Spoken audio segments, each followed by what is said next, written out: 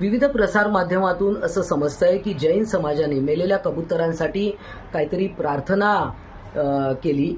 ठीक आहे, त्याच्याबद्दल काही माझं मत नाही आहे. परंतु आता ते काहीतरी धर्मसभा घेणार आहेत.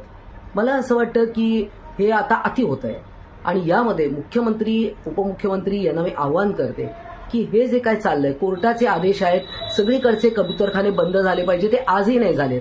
महानगरपालिकेच्या कर्मचाऱ्यांना अधिकाऱ्यांना सूचना देण्यात येत आहेत की पर्यायी जागा शोधा. हे कशावरून चाललंय?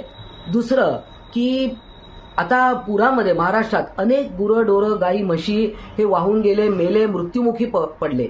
यांच्याबद्दल मग तुम्ही प्रार्थना घेणार का त्यांच्यासाठी पण? आणि आपल्याला माहिती आहे की कबुतरांपासून दुर्धर आजार होतात. मग तुम्हाला मुद्दामून लोकांना त्रास द्यायचा आहे का कबुतरांची संख्या वाढवून?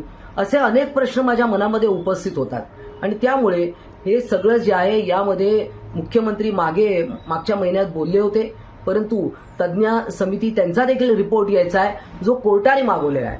त्यामुळे या सगळ्यावर आता मुख्यमंत्री आणि उपमुख्यमंत्री यांनी बोललं पाहिजे.